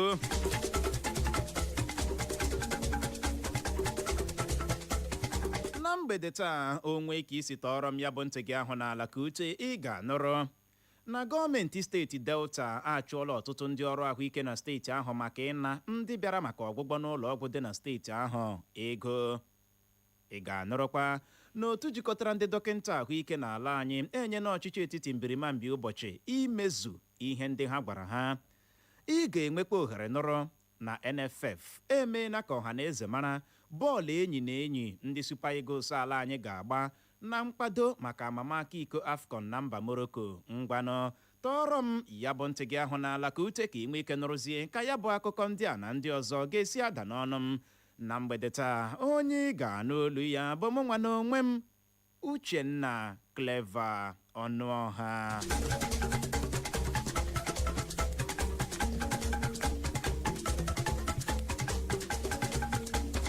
Gọọmenti steeti Delta achụọla ọtụtụ ndị ọrụ ahụike na steeti ahụ bụ ndị achọpụtara narala ụmụ nwaanyị dị ime na ụmụaka na-erubeghị afọ 5 ego tupu enye ha ọgwụgwọ. N'agbanyeghị iwu gọọmenti steeti ahụ nyere ka a na-enye ụmụ nwaanyị dị ime na ụmụaka na-erubeghị afọ 5 ọgwụgwọ n'efu na steeti ahụ. Ọ bụ onye kọmishọna na-ahụ maka ahụike na ya bụ steeti Delta bụ dọkịnta Joseph Onoja Eme bụ ya mere ka ọha na eze mara maka nke a n'obodo Ashaka dị na kansụl ime obodo Ndokwa East nke steeti ahụ bụ ebe ọ nọ kwuo na gọọmenti steeti Delta etinyekwuo n'uchu n'ọrụ n'ịkpanye anya n'ụlọ ọgwụ ndị e nwere na steeti ahụ iji hụ na ụdịrị ihe dị otu a bere ebeghị ọzọ ya na ịhụ na ego ọbụla amawapụtara maka inye ndị mmadụ ọgwụgwọ n'efu n'ụlọ ọgwụ ndị e nwere na steeti ahụ na-eji ya mee ihe dịka esi nye ntụziaka.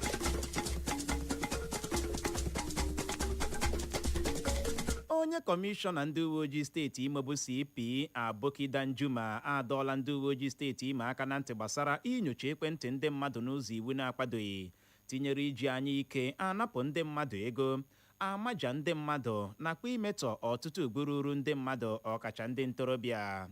Ya bụ onye kọmishọna ndị uwe ojii steeti Imo kwuhakwara ya ọzọ na ha amachiela ndị uwe ojii ha iji ụgbọala na-ebughị akara ndị uwe ojii na-eme mkpagharị ma kpuo na so ugbu a gawa n'ihu ndị uwe ojii steeti Imo agaghị ejizi ụgbọala nta shuttle bus eme mkpagharị ọbụla gbaa gburugburu steeti Imo.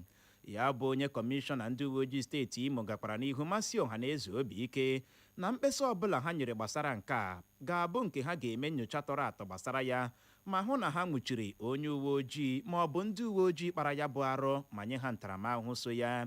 ọ bụ onye oti mkpu ndị uwe ojii steeti Imo bụ DSP Henry Okoye bụ ya mere ka ndị nta akụkọ mara maka nke a n'Owerri bụ isi steeti Imo bụ ebe ọ nọ masị ọha na eze obi ike na ndị uwe ojii steeti Imo ga-agba mbọ ka ike kpere ha iji hụ na ha chịkwara oke ruru ụmụafọ steeti Imo.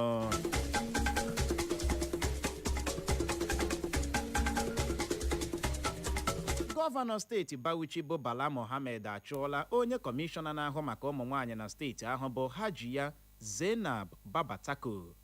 Ọ bụ onye ntụziaka ya n'igwe mgbasa ozi midia bụ nwa amadi ama dịka Mukta Gidado bụ ya mere ka ọha na eze mara maka nke a n'ụzọ ụtụtụ ụbọchị taa bụ Mọnde.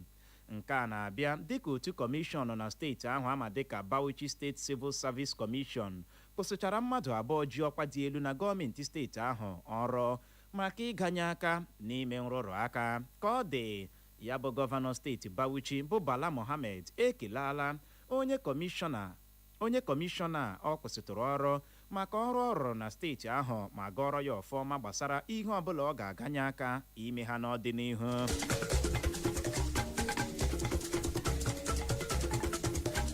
Otu jikọtara ndị na-azụ ahịa n'ala anyị bụ Trade Union Congress akpọkuola ndị nlekọta ụlọ ọrụ Dangote bụ ebe a na-esipụta mmanụ ụgbọala ka ha pụta n'ọha bịa rịọ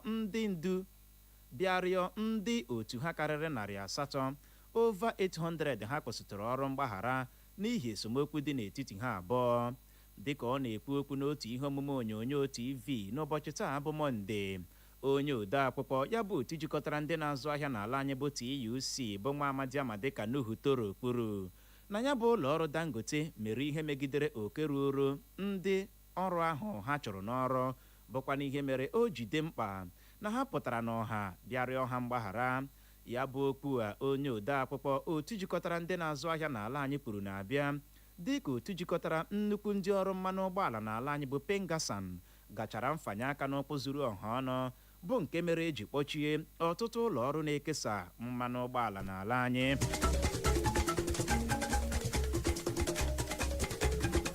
Otu jikọtara ndị dọkịta ahụike n'ala anyị bụ Nigerian Association of Resident Doctors maọbụkwanụ NARD n'aha mkpirisi bekee enye n'ọchịchị etiti mbirimambi ụbọchị 30 ileba okwu gbasatara ọdịnamma ha anya. Ya bụ ụbọchị mbirimambi a ya bụ otu jikọtara ndị dọkịta ahụike n'ala anyị nyere ọchịchị etiti bụ iji nye ha ohere ịkpụ ha ụgwọ ọnwa niile ejikọrọ ha, ịkpụ ha ego ọmụrụ nwa eji bugo ha n'ọkwa nakwa ịkpọghachi ndị otu ha achụrụ n'ọrụ. Ahụtara nke a n'akwụkwọ ozi onye isi oche ya bụ otu jikọtara ndị dọkịta ahụike n'ala anyị bụ Mohammed Suleiman na onye ode akwụkwọ ya bụ otu jikọtara ndị dọkịta ahụike n'ala anyị bụ Shuaibu Ibrahim binyechara aka na ya ma wepụtara ya ọha na eze dịka enwechara ọgbakọ na steeti Katsina. Na ya bụ ọgbakọ, ndị otu jikọtara ndị dọkịta ahụike n'ala anyị lebara ya anya bụ aka mgbachire ngalaba na-ahụ maka ahụike n'ala anyị, ebe ha gbara gọọmenti etiti ha na ha jụ iji abalị 30 ahụ ha nyere ha mezuo ihe ndị ha gwara ha na ha ga-agwa ha na eze dị nkịta na-agba ụja n'ọnụ. Otu pati PDP na steeti Niger ahọpụtala nwa amadi ama dịka Aliyu Mohammed Halidu dịka onye isi oche ọhụrụ ha. Ya bụ Halidu ji vootu dị 1,289 1,289 votes ji merie ogbo ya bụ Yahaya Abdullahi bụ onye ama dịka Ability, bụkwa na onye nwetara vootu dị 1,260 1,260 votes. N'aka nke ọzọ, ya bụ otu pati PDP na steeti Niger họpụtara nwa amadi ama dịka Hadi Kuta dịka onye ode akwụkwọ ha ma họpụtakwa Oriakụ Salomi Ndakosi dịka onye ndu ụmụ nwaanyị pati ahụ na steeti Niger. Dịka ọ na-ekwu okwu oge a họpụtachara ya dịka onye isi oche otu pati PDP na steeti Niger, Alhaji Aliyu Mohammed Halidu kpọrọ oku ka enwe udo n'ịdị n'otu n'etiti ndị otu pati PDP na steeti Niger. Ụlọikpe dị na mba China ama na onye bụbu onye minista na-ahụ maka ọrụ ugbo na mba ahụ ikpe ọnwụ. Ya bụ ụlọikpe kwuru na nwa amadi a amara ikpe ọnwụ aha ya bụ Tang Renjian ganyere aka na nrụrụ aka n'afọ 2007 nakwa n'afọ 2024 site n'ịnara ukputukwu ego aka azụ ha ka gịnị. ya bụ ụlọ ikpe dị na mba China kwuru na nrụrụ aka nwa amadi abụbụ onye minista na-ahụ maka ọrụ ugbo na mba ahụ mere ka mba ahụ tụfuo ọtụtụ ihe buru ibu ọkacha ihe ndị nwere ike iwetara obodo ahụ ọmụrụ nwa na ka ọ dịkwanụ o kwetala na ọ bụ ihe o mere bụkwana ihe mere ha ji maa ya ikpe ọnwụ ime ikpe ọnwụ a mara nwa amadi a aha ya bụ Tang bụ okwu akpụ n'ọnụ ugbu a n'ahịa onye isi ala mba China bụ Xi Jinping na-ebu megide ime nrụrụ aka bụ nke kparala ọtụtụ ndị ama ama na mba ahụ aka ọjọọ.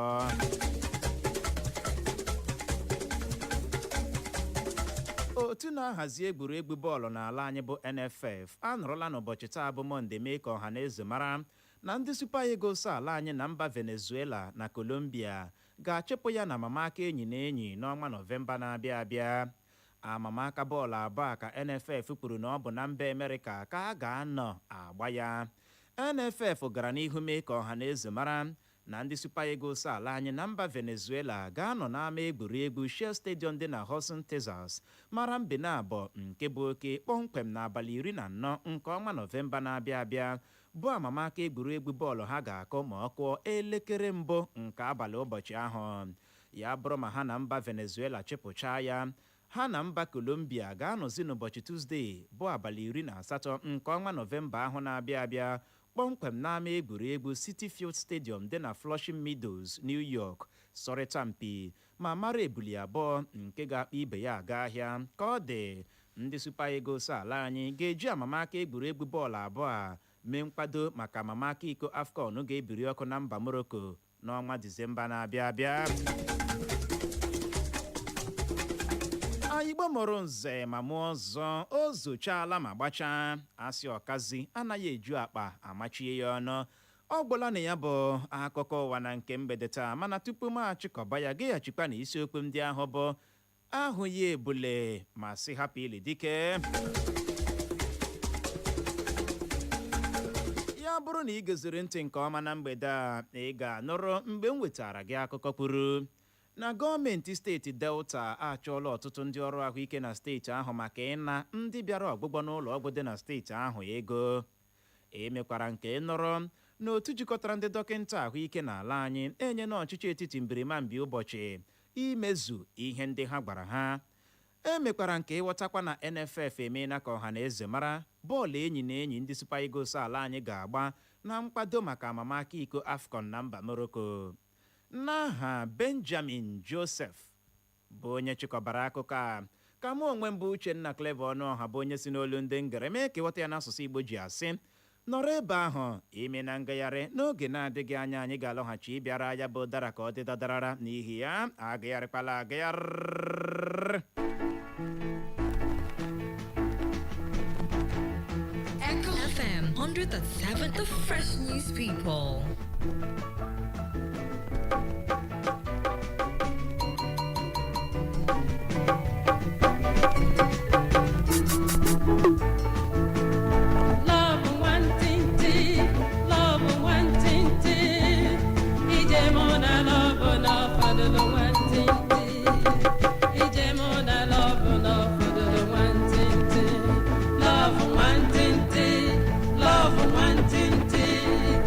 Ijemona love na fadala wantinti.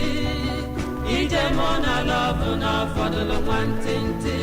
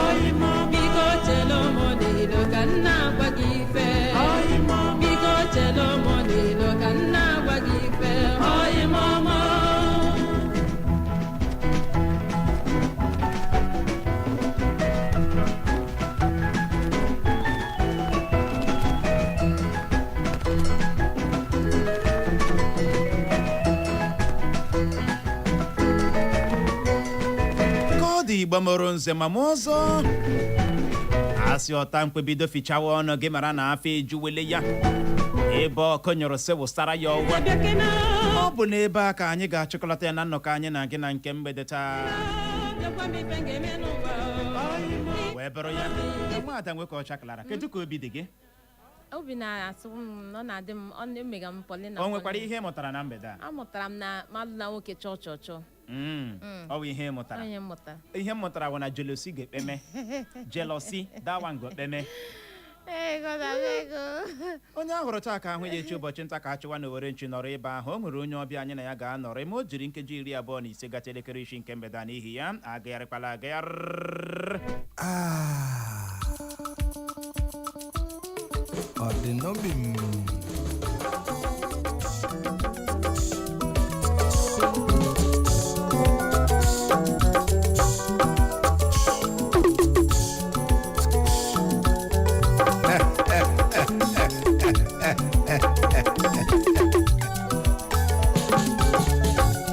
ije mụ na love anya ka nna achọzi ka nkọlụ nụ ịfụnanya bụkwa nnukwu ife onye ọbụla nwere ịfụnanya eluga na-ese nụ ịfụnanya maka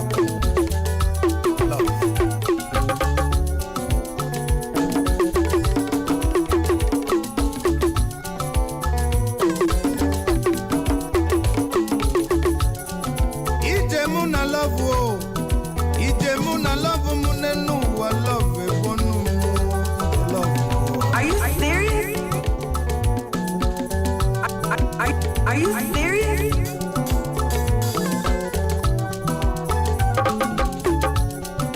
ije mụ na love oyi ije mụ na love n'enu ụwa love ebonu love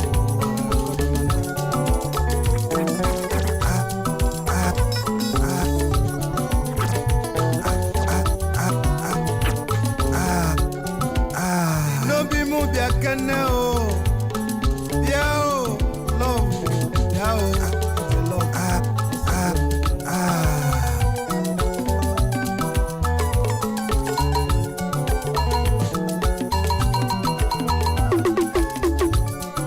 asa nwa nwanyị ọma o anyanwụ ụtụtụ bịali o ọ dị n'obi m bịali o bịali o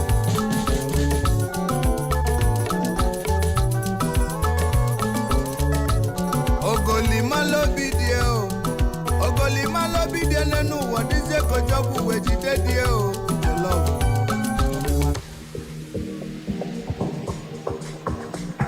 Echo FM. Echo FM 100.7 The Fresh News People.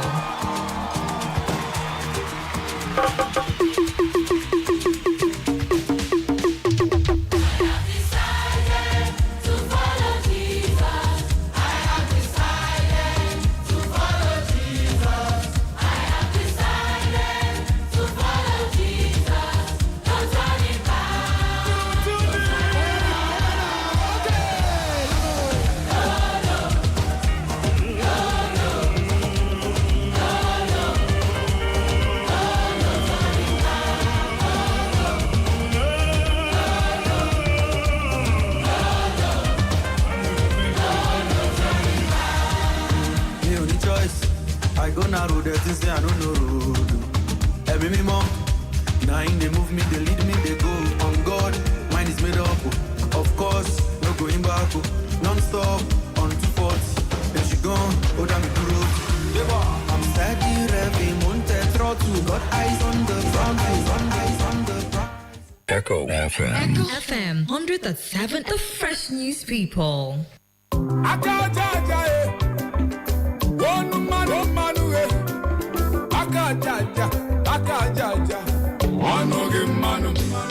n'ezie aka aja bụ ya butere ọnụ mmanụ arụọla anwụ erie na ndo ụkwụ nọrọ ọkpọrọ agụrụ egbu ọnụ gbuo afọ pịa n'ihi ya o nwere ihe ị chọrọ ịmara gbasara ọrụ aka ya na azụmahịa ihe ị ga-eme iji bara onwe gị uru dịka nwa okorobịa ma ọ bụ nwa agbọghọ na-eto eto mgbe egbulogo ọbụla jiri nnọọ nwayọọ sonyere Uchenna Clever Ọnụọha nwa chọrọ ma ya zuziri nke ọma na nwaada nwoke ọcha Clara onye eze mkpọga n'ihe omume akpọrọ aka aja aja n'ụlọ mgbasa ozi Echo 100.7 malite mgbe ọ kụrụ elekere 5 nke mgbede ruo elekere 6 nke mgbede ụbọchị Wednesday ọbụla ka ha kụziere gị ọtụtụ ihe ndị ị kwesịrị ịmata gbasara ọrụ aka na azụmahịa.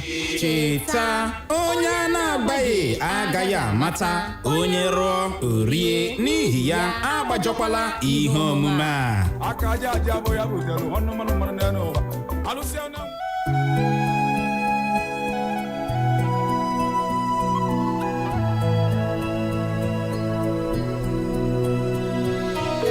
Hello, my woman. If you're listening, I want to let you know that even though we fight and argue sometimes, we'll always make up and we'll never break up. Timoma, I love how you love the kids and myself. You're a strong pillar of support, and I thank God every day for you. My sweetheart, the husband of my youth.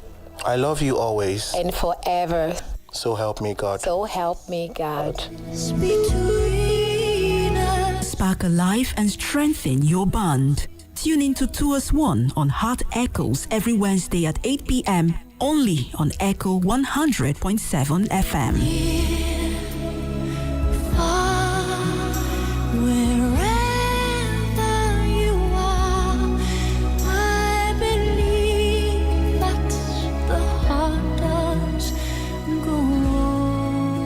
Are you ready to showcase your brand to the heartbeat of Africa's broadcasting industry? At Africast 2025, the premier gathering of broadcasters, content creators, and media innovators, your business gets the spotlight it deserves. From October 20th to 24th at the Balmoral Convention Center, Sheraton, Ikeja, Lagos, Nigeria, thousands of industry leaders and decision makers will connect, explore, and invest in the future of broadcasting. Book your exhibition booth today and put your products, services, and ideas in front of the people who matter most. Don't just attend Africast 2025. Be seen, be heard, and be inspired.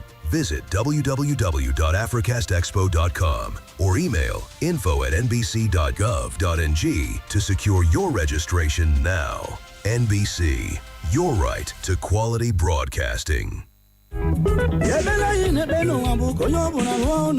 Wow! Owerri is rising and smart people are investing wisely. Imagine owning a piece of the fastest developing estate in the city. Welcome to Mega Garden Estate, Owerri. Located strategically on Obak-Wejemekuru Road, just off Onitsha Road, this estate is where comfort, class, and opportunity meet. With only 4 million naira outright or just 4.5 million naira spread across 12 months, your dream of land ownership becomes reality. Why wait for tomorrow when the future is being built today? Don't wait to buy land. Instead, buy land and wait. Secure your plot now at Mega Garden Estate, Owerri, where every block laid is wealth created. Call us today and take the bold step into prosperity. 0707-373-3533 or 0806-294-1101. Visit our office at number 123 Okigwe Road, opposite Imo Girls Secondary School, Ugwaji, Owerri. Mega Garden Estate, your land, your legacy.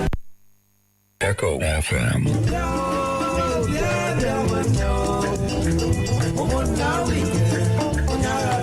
Odimmikedru Cultural Association presents Odimmikedru Half Hour. Tune into Echo FM 100.7 Owerri every second Wednesday of the month at 12:30 p.m. This is an incisive program geared towards the development, peace, and unity of Ikedru land. It's an opportunity to know everything you ought to know about Ikedru. Odimmikedru Half Hour every second Wednesday of the month at 12:30 in the afternoon on Echo FM 100.7 Owerri. Don't miss it.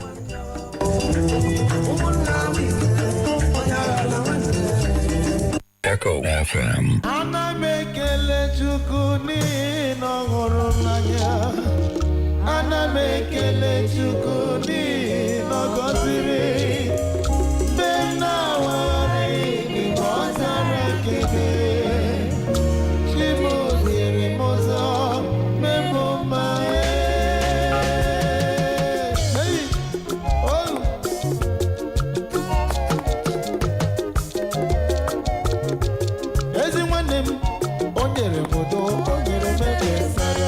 sị nwa nnụnụ tụọ mkpa mara osisi oge ebere na ya ịhụnanụ abụ Chineke adawala abụ Kraịst adawala wee bụrụ ya na mgbede a anyị na onye pastọ ga-anọrịsị ugbu a ruo nkeji 5 ka o wee nwee ike kọwara anyị ihe kpọrọ ya ije. Pastọ nnọọ. Ndewo. Gaa n'ihu gwa ọha na eze aha gị. I'm Evangelist Henry Uche Ibekwe. Ngwa gaa n'ihu nwoke ọma. Of Prayer Wings Ministry, also known as Chapel of New Foundation. Okay. In this month of October, we are presenting a program tagged October Special 2025. It's a season of prayer and fasting that will take the whole month of the whole days of the month for prayers for children of God in this season and this generation. For we know that in every generation, God reserves and knows his own. For the Bible said in the first book of Kings, chapter 19, verse 18, God said in Israel those days, he reserved 7,000 who have not bowed down their knees nor kissed bow. So in that time, God also reserved people who believe in prayers, who believe in righteousness, who believe that God still exists for man to enjoy. So Prayer Wings Ministry presents 2025 prayer and fasting season, as I said earlier. The theme is by the power of prayer, evil will bow before good, and the wicked shall bow at the gates of the righteous. Taken from the book of Proverbs chapter 14, verse 19. I love that scripture so well. Evil must bow. There are so many evils in the society today. There are so many evils in every class of life of existence. But it takes prayer to subdue evil. If men must pray, evil must bow. And these days, you know, say in our own time, Christians are so lazy in prayers, forgetting that even the Bible, the Christian faith we carry today, is built in prayer. Look at the place like the book of Acts of Apostles, chapter 13.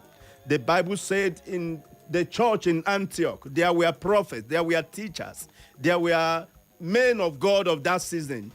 As they were fasting and praying, God spoke to them, and they abide. My dear brother, my dear sister, you need prayer in this season. You need prayer to survive the antics of the devil in our time. You need prayer to bring evil under your control. You need prayer to succeed in everything you are doing. So we are inviting you in Prayer Wings Ministry, Umanono, Umoshigo Village. The place is, the Umoshigo have a new extension. Road 3, new extension, Aleka Street. So you come there, you will meet people that will be praying from the first day of October to the last day of October. By 5:30, we'll be gathering there. People of God will lift up their hands in prayers and power, and heaven will answer us. Amen? Amen. So we're expecting people from all over.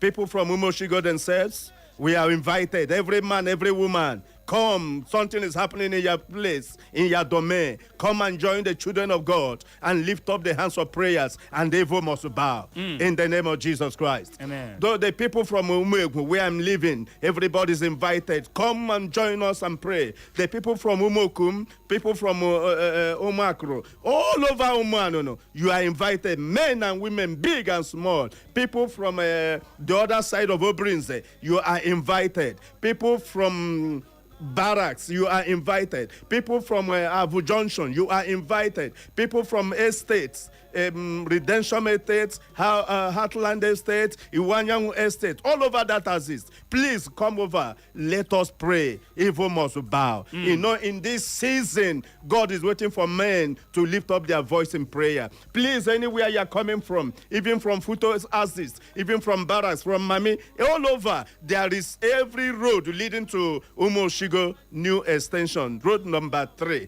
Please, you are invited. There are miracles waiting for you, healing waiting for you, deliverance waiting for you. Come and heaven will make you good. O wee bụrụ ya ka ọ dị ama ma o nwere akara ekwentị ị nwere ike ịkpọ maka ndị ga-enwe mmasị ịkpọtụrụ gị. We will give out our number 070 07065 186205. Ọzọkwa. 07065 186205. For easy direction, also, if you're coming from Owerri Axis, stop at Oman on the junction, cross over to the other side. You ask them where is that Nkwama market. They will take you down. You tell them that you're going to Prayer Winds Ministry. Again, or you're coming from the same Owerri Axis, you can stop at Baptist Modern School. The road by your right, by your left there. Come straight, you meet with us. Heaven will bless you. Ya gaziere gị onye ozi Chineke. Ọ dị Igbo mụrụ nze ma ọzọ zochala ma gbachaa anyị na onye ozi Chineke nke ụlọ ụka Prayer Winds ọkwa ya? Yes, sir. Anọrịala na mgbede gakwa n'ihu ebe ahụ n'oge ntị n'oge na-adịghị anya ogbo m bụ The Fox in the Box. Nọbụ the sports chef ga-abịa bụrụ oche maka ihe omume anyị bụ Eco Sports n'ihi ya agagharịkwala agagharị. Echo FM. Echo FM 100.7, the fresh news people. Are you a business owner looking to reach a wider audience? Do you want to promote your products or services to thousands of listeners? Look no further. Echo FM 100.7 offers a unique opportunity to advertise your business to a targeted and engaged audience. If interested in advertising to Echo FM, please call 0707 491 3440, 0707 491 3440 to speak with our representative. Don't miss out on this amazing opportunity to grow your business and reach new customers. Call us now on 0707 491 3440. Thank you for listening. Echo FM. Marosa has stolen it! A magical Mora night! Hideous, horrible for Tottenham Hotspur! The broadest Slovenian smile you would ever have seen. What exactly are you looking for? The goals?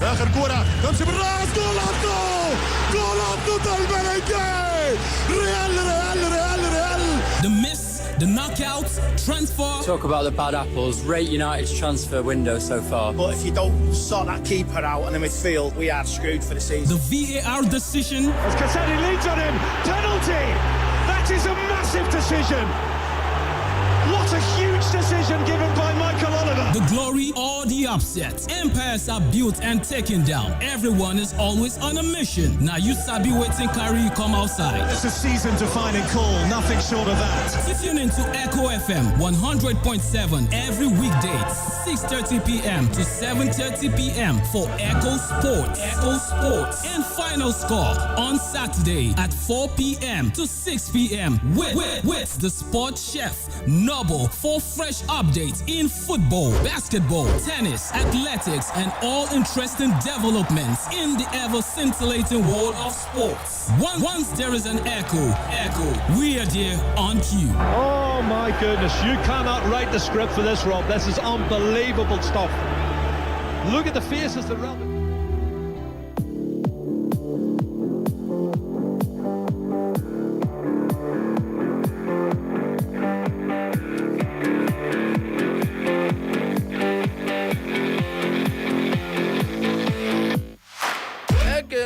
Ndị Man U, ndị Chelsea, ndị Real Madrid, ndị Liverpool, I greet all of you now. Ekurole, Ndewonu, welcome. How was the weekend? I hope the weekend man no ma. O man amoma. Arsenal kwenu, kwezonu. Good evening to each and everyone listening to the sound of my voice. I'd like to welcome you to this Monday's today's edition of the Sporting Bulletin right here on Echo 100.7 FM. My name is remains Noble the Sports Chef, the Fox in the Box, Noble the Lighter. As always, I bring to you the very best of the freshest of the freshest. Breaking news coming out this afternoon is that finally, a very patients have been calling, stating, let them deduct these 3 points from South Africa. It has happened. I can tell you that the disciplinary committee from FIFA have finally acted upon what everyone has actually been clamoring about. Talking about the fact that South Africa made use of an ineligible player in that game against Lesotho. Talking about Teboho Mokoena. And then it resulted to Lesotho talking about it. Nigeria going down to file a report with FIFA and also telling CAF, Bikono, go and talk with FIFA. You people should go and speak with them. Bahoka. Tell them that this is enshrined when it comes down to the law that they actually brought out and stated it. Why are we going to live in a lawless society? So FIFA Lerianya said, no problem, I will take up this particular case. And they have done that. And the resultant effect is that South Africa have been docked 3 points and stated that they have forfeited that game against Lesotho by 3 goals to nil.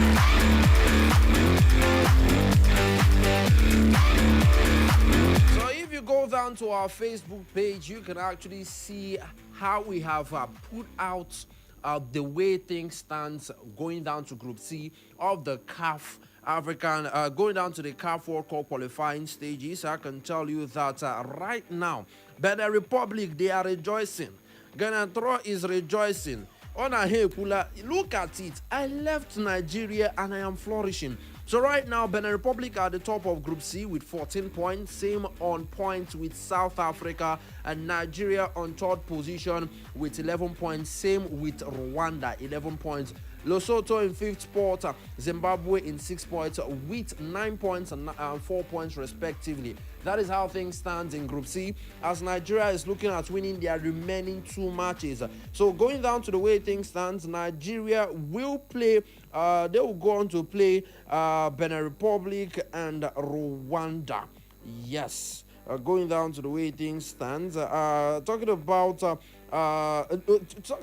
that game, they are going to play Benin Republic and Mozambique. Actually, then going down to South Africa, they will face Zimbabwe and Rwanda, and then Benin Republic will go down to play Rwanda and Nigeria. And Nigeria looking at picking up the momentum and looking at the chance to qualify. Rwanda on their own end playing against 2 nations that are looking at the opportunity of winning their 2 games.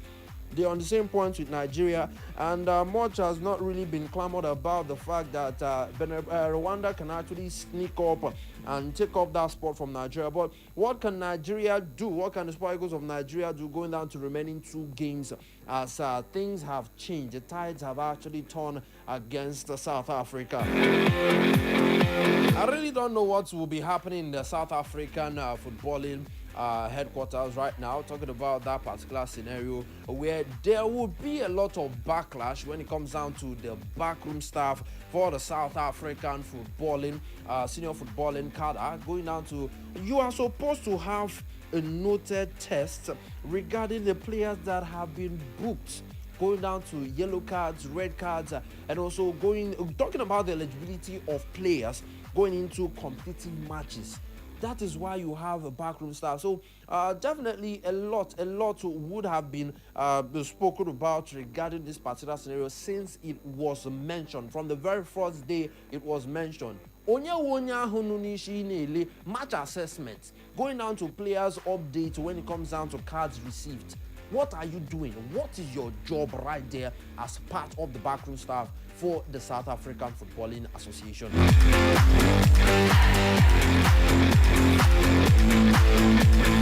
Good evening once again, and we'll be taking a look at what's going on when it comes down to the CAF Champions League and also the Confederations Cup, where we had Rivers